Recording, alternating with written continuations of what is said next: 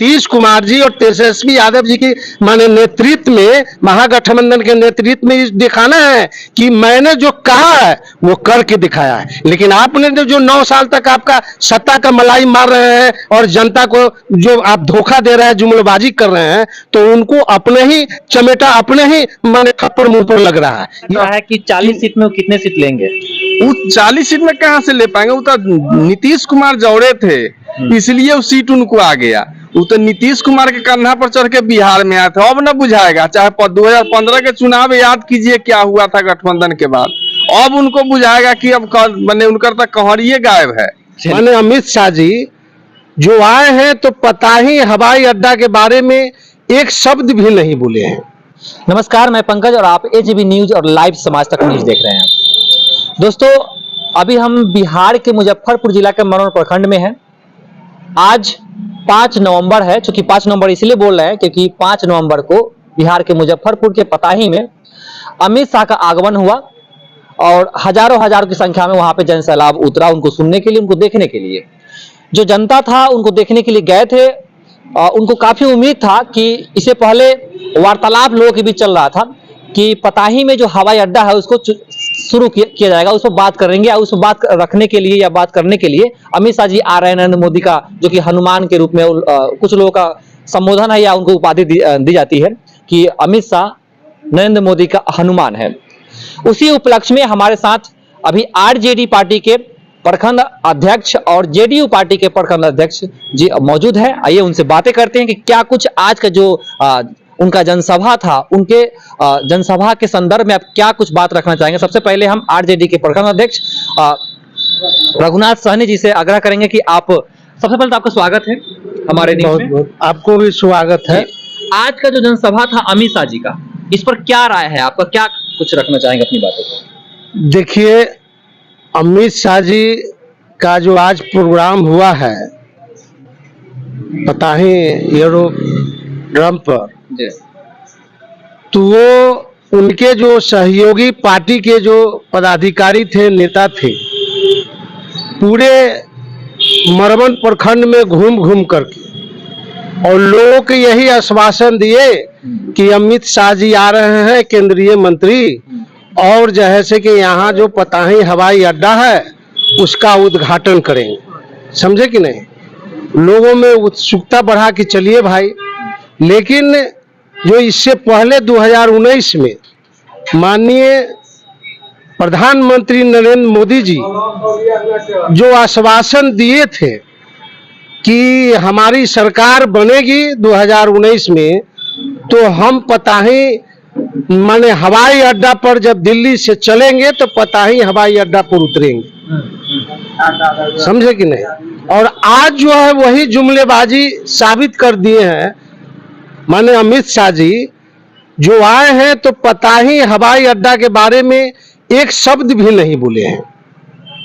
जी बिल्कुल, एक शब्द भी नहीं बोले। जबकि एक सप्ताह से उनका माने प्रदेश के प्रदेश अध्यक्ष, केंद्रीय मंत्री, माने यहाँ तक कि पंचायत, टोला, कस्बा में घूम घूम करके और जनता को गुमराह किए कि अमित शाह जी आएंगे, पताही हवाई अड्डा का जैसे कि उद्घाटन करेंगे।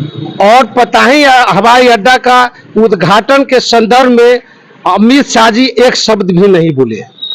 तो सवाल है कि जिस देश का प्रधानमंत्री जुमलेबाज है, तो ये तो केंद्रीय मंत्री हैं और इनको खुद सोचना चाहिए कि जब प्रधानमंत्री जी आश्वासन दिए थे तो वो झूठ बोल गए। और आज जो ये गुमराह कर रहे हैं हम लोगों को, सरकार में जो माने गठबंधन की सरकार है, बिहार में महागठबंधन की सरकार है, पूरे देश में एक ऐसा बिहार साबित हुआ है जो 1,20,000 व्यक्ति को रोजगार दिया। ये सराहनीय है। और 9 बरस हो गया इनको। आप बता दीजिए नरेंद्र मोदी जी की सरकार में कि 9,000 भी इन्होंने बहाली का घोषणा नहीं किया। लेकिन जहां तक रोजगार की बात है, रोजगार के लिए अभी जो बिहार में जिनकी सरकार है, यानी आरजेडी और जेडीयू की गठबंधन जो सरकार है, ऐसा शायद पहली बार हुआ है भारतवर्ष में कि एक सरकार ने एक विभाग में एक साथ 1,20,000 लोगों को रोजगार दिए हैं, और वो भी सरकारी, जो कि राजकर्मी, राजपत्री उनको जो भी उपाधि मिलता है जी राजपत्री, इस तरह से इस पर क्या कहेंगे, चूंकि ये आपकी पार्टी की उपलब्धि है और चूंकि ये सराहनीय है और जो सराहनीय कार्य है वो कोई भी व्यक्ति उनको सराहना चाहिए।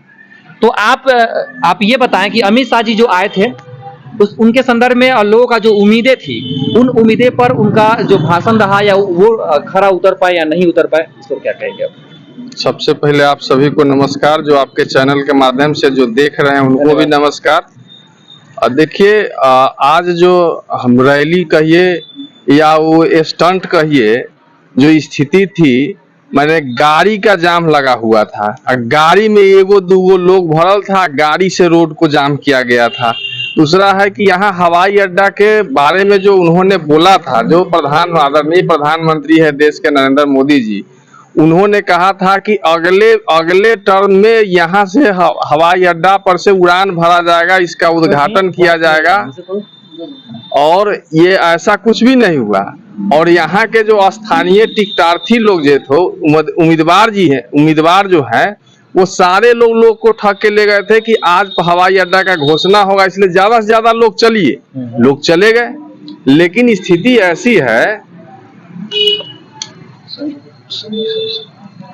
लेकिन स्थिति ये रहा कि ये जो सरकार है, मान ले कि आज देश के आदरणीय गृह मंत्री अमित शाह जी आए हैं, उनको तो ये रोटी कपड़ा और मकान, ये 3 चीज पर कहीं कुछ नहीं बोले हैं।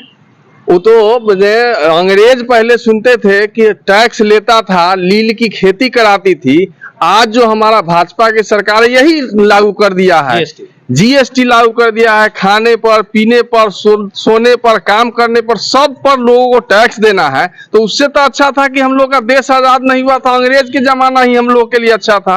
तो ये तो बहुत खराब स्थिति है, इन सब चीजों पे बोलना चाहिए। जनता ये खोज रही है, जनता का ये मांग है कि भाई हमको रोजगार दीजिए। उन्होंने कहा था कि प्रत्येक साल हम 2 करोड़ रोजगार देंगे, किसानों के आमदनी दुगुना करेंगे। कहा करके आए थे वो प्रधानमंत्री जब बिल्कुल 14 में, तभी ये बात बोले थे। और उसमें से कितना % क्या किए, अब तो जुमलेबाजी के रूप में भी नहीं बोल पा रहे हैं इस पर। पहले तो जुमलेबाजी किए, झूठ बोले कि हम 2 करोड़ देंगे, किसानों का आय दुगुनी करेंगे, लेकिन कुछ भी नहीं हुआ इसमें। आज की जो जनसभा थी उसमें हमने कई कार्यकर्ता से बात की, उनके कार्यकर्ता से, तो कोई कार्यकर्ता ये कह रहे हैं कि नहीं, ये चुनावी रैली नहीं है, ये बिहार के विकास, बिहार के उत्थान और किसानों के उत्थान के लिए अमित शाह जी आ रहे हैं, उनको उत्थान के लिए, और उन पे कुछ अपना बताएंगे। लेकिन कोई कार्यकर्ता ये कह रहा है कि नहीं, ये चुनावी रैली था। तो उनके जो कार्यकर्ता है उनको ही पूर्ण जानकारी नहीं है कि ये चुनावी रैली थी या किसानों के उत्थान के लिए वो आए थे। इसमें किसान का क्या उत्थान हो सकता है? किसानों के लिए तो उन्होंने एक शब्द तक नहीं कहा है। उन्हीं के प्रधानमंत्री, उन्होंने भी कई मंच पर बोला था कि हम लोग किसान के आय को दुगुनी करेंगे, लेकिन कहाँ कुछ किए। तो इसमें किसान का क्या लाभ हो सकता है? ये चुनावी जुमलेबाजी इसको कहिए कि चुनाव लड़ना है, देश में चुनाव होना है, तो हम दिखाना चाह रहे हैं लोगों को कि हमारे पास इतना लोग है। और लोग से ज्यादा तक गाड़ी दिखाए थे, गाड़ी में 2-4 लोग भरा हुआ था, गाड़ी का लाइन ज्यादा लगा हुआ था। इसलिए किसान को इससे कोई लाभ नहीं होना है। किसान के लिए कुछ कहते ही नहीं है। किसान को तो हरियाणा पंजाब के किसान को जो लाठी चला मारने का काम हुआ, तो वहां के किसान बधाई के पात्र है कि उन्होंने अपनी लड़ाई लड़के इसको सफलता पाया। अगला क्वेश्चन हमारा आरजेडी अध्यक्ष से रहेगा कि जो आपका जो सरकार है, अभी हाल फिलहाल में ही पटना के गांधी मैदान में 1,20,000 नौकरियां दी हैं, और अभी दूसरा जो कि लगभग 1,10,000 के आसपास फिर आ रहा है बीपीएससी की बहाली, जो शिक्षकों की। लेकिन इस पे जो बहाली अभी हुई है उसमें जिन शिक्षकों को चुना गया है, उस पर उन लोगों का कहना है कि इसमें भ्रष्टाचार है। इसमें क्या कहेंगे? देखिए, ये लोग तो 9 साल में कभी भी बहाली का उपयोग नहीं किया, और माननीय मुख्यमंत्री नीतीश कुमार जी या तेजस्वी जी के अगुवाई में महागठबंधन की सरकार में ये बहाली हुआ है। प्रथम पूरे हिंदुस्तान में पहला बिहार है ऐसा, जो नवयुवकों, महिलाओं को रोजगार मिला है, नौकरी मिला है, और सरकारी राजपत्रित कर्मचारी का दर्जा दिया गया है।